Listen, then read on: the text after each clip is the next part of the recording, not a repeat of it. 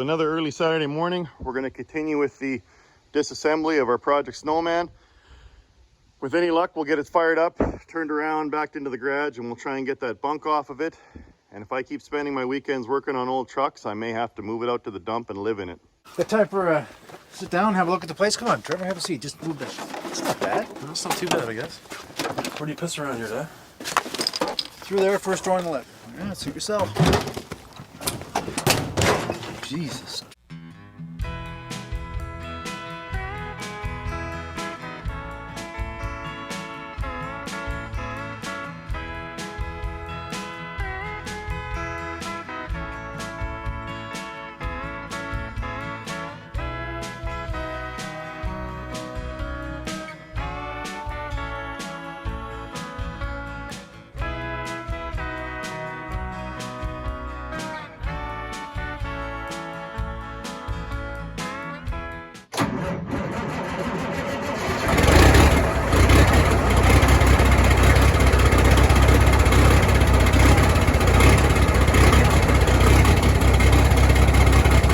Granny, where'd all the smoke come from, bud? Smoke? What smoke?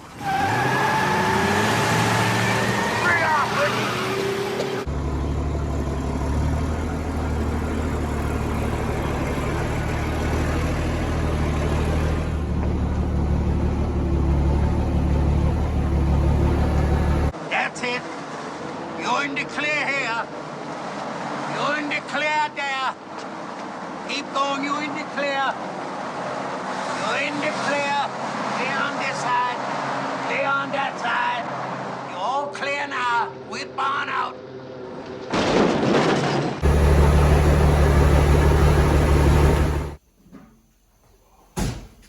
So just starting to prep to see what was connected to the sleeper, and I was wondering, well, what's this line for?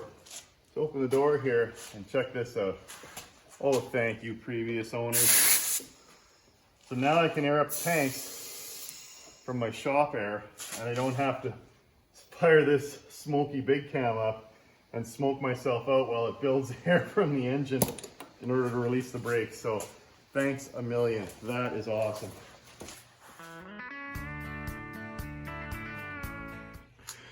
So I figured I better get these little ears off of here. I just think they're too thin and the weight of the bunk, and if I'm moving it around on the garage floor, they might break off, and I wouldn't want to do that because they might be hard to find. So it's just a simple 9/16 nut, but on the top here, they're just flat carriage bolts, which of course it's rusty, so they're just spinning. So I tried to cut a slot and then I held it, but even though I was holding it, I still couldn't get it off of there. So I guess I'll just have to zip cut them. And 40 years of rust is a pain in the ass.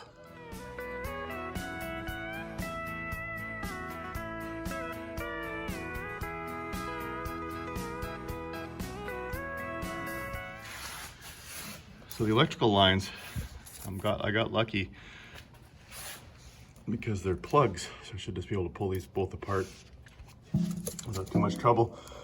So I won't have to cut any wires. And then of course the coolant lines. So I'll have to pop these out and then maybe use a small piece of rubber hose to connect them together. But there's probably still coolant up in the heater core there, so it's probably gonna make a bit of a mess.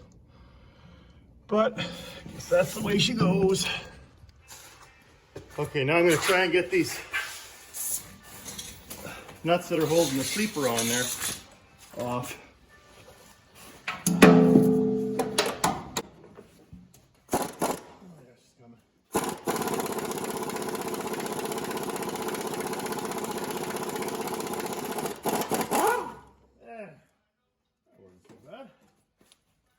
That was pretty simple. So obviously we'll get some new rubber bushings when we go to put the sleeper back on. But yeah, that wasn't too bad. So a couple more to do, but hopefully they go as good as that one did. So I think what I'll do here is just take all the bolts out. I see a little bit of rainwater in here, so this seal's obviously no good anyway. I'll get these Western Star seat out of here. But yeah, I'll take all these guys out and we'll leave the sleeper boot attached to the cab for now, but release it from the sleeper. So once I get the bolts off the bottom, we can rig and pull the sleeper off the truck without too much trouble. But I'm willing to bet this boot's gonna need to be replaced because that's a lot of water sitting in there.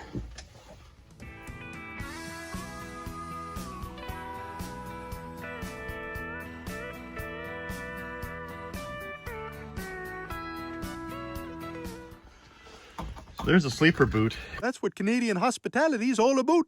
It just has a little lip, and then it goes over that lip there. So it's not complicated at all. And I'm hoping I can get a new one of these from Kenworth that won't leak. It'll keep the rain out and the critters out. So I'm pretty sure when the sleeper, when I raise it up, it'll just pop right out of there all the way around. Cool.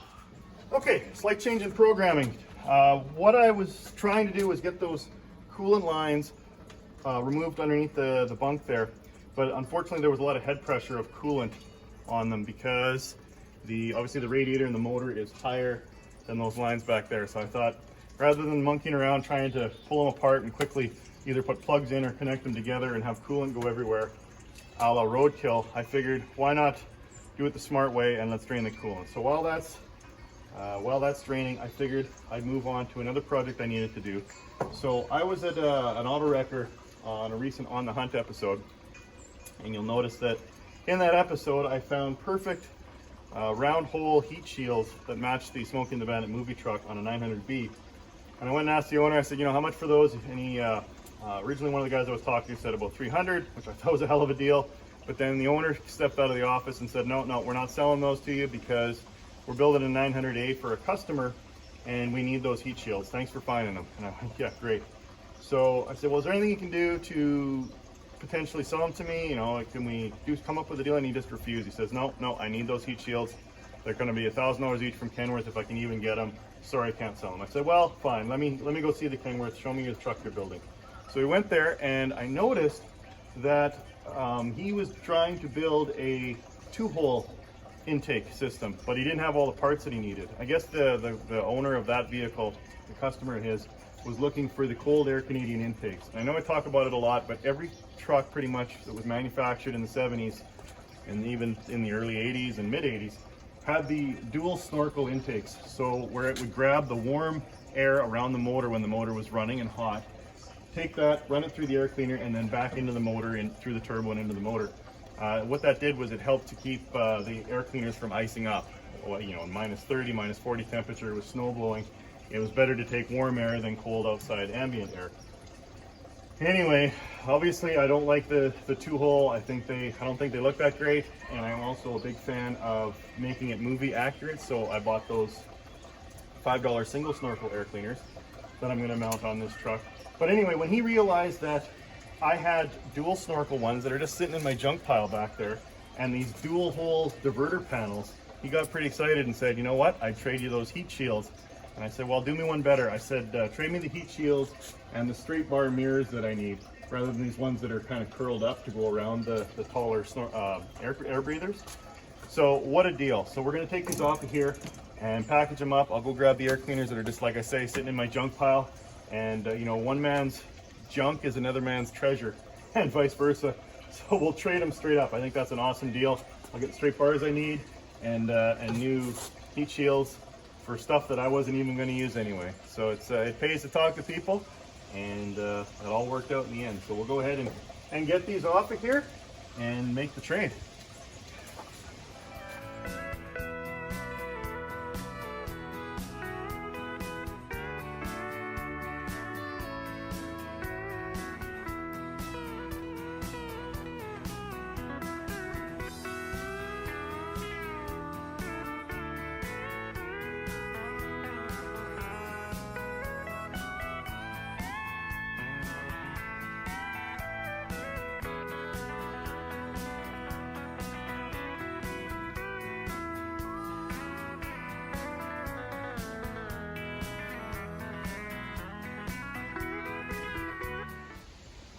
All right, so there's the setup. Theoretically, it should just lift off to the mounts, and when it comes off, though, it might swing back. So, I guess we'll see how this goes.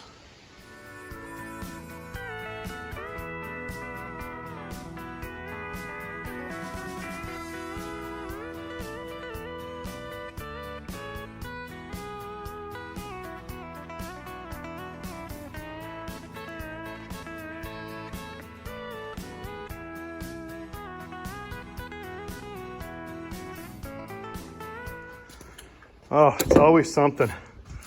So this washer had welded itself to the stud, and it was all I could do banging on it. It just wouldn't budge. So I realized you could undo these nuts here and then just leave this plate and the sleeper will lift off. Oh, more than one way to skin a cat, but what a pain. Okay, it should come off of there now.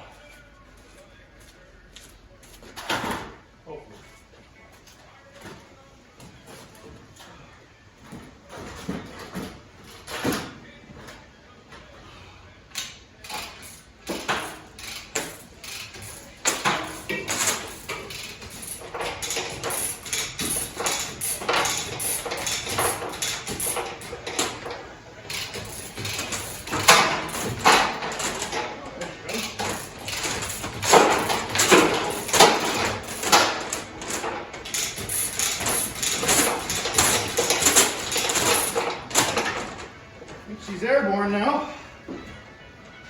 Must just be the sleeper boot holding it on there.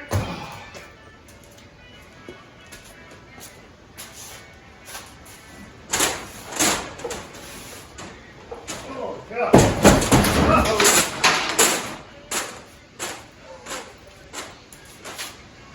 Done. A little sketchy, but not too bad.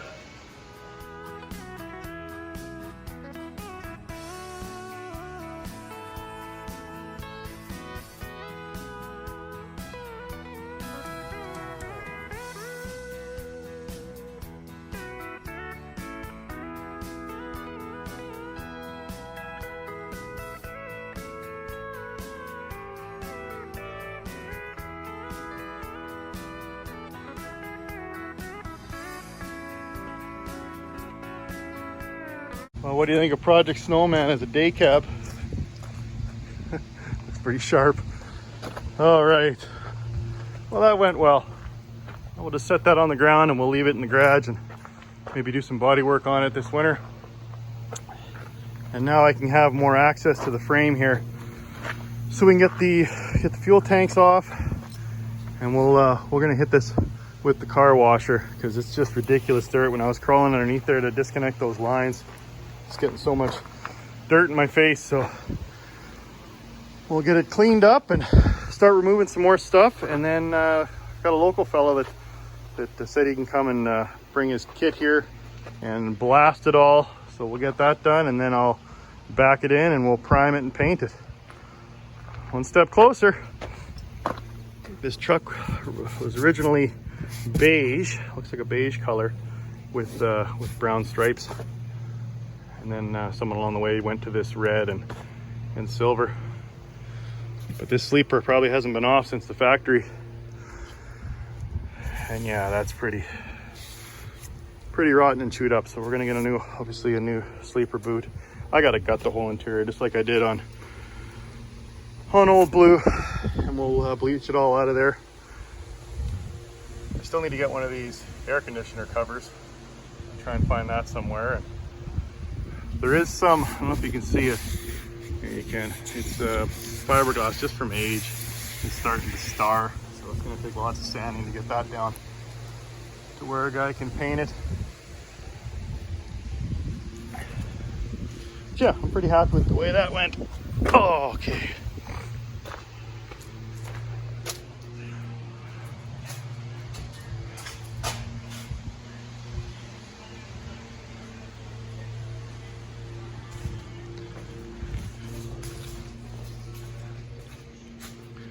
See, as I was saying, that one mount was just, the washer was just seized, so I just released these two nuts and then just left the plate for that one. But we can fix that up later. Okay, now to get up there and slowly ratchet these back down to the ground. I'm not sure if this is going to work, but I thought in order to get it around the garage, I could use the I got 3 of these. They're for snowmobiles, so the snowmobile ski sits in there, one on each side and then one for the track on the back. So I'm going to do something like that, and then put the other 2 guys, the little trolleys or dollies, I guess, in this corner and set it on there. And that way I can wheel it around the garage. There, I think something like that'll work.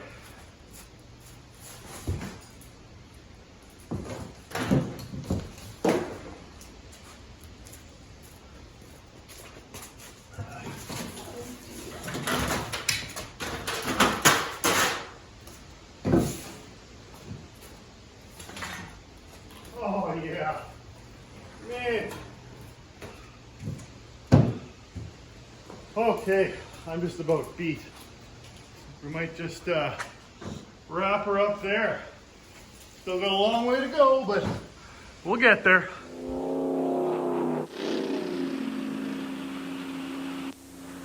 What's the matter? Your foot fall asleep? Son, pull the hammer back. Smokey's coming at you in a plain white wrapper. That's a policeman in just your basic white car, right? Very good. Oh. I'm talking at you, Snowman. Come on back. I'm in a hurry and you want to take a bath. Get on up in there. Get on up in there. Come on back, son.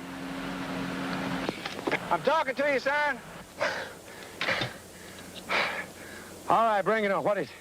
When you get that damn dog in the truck, you can put the hammer down, because by that time, that Smokey will have gone by you. How do you know that?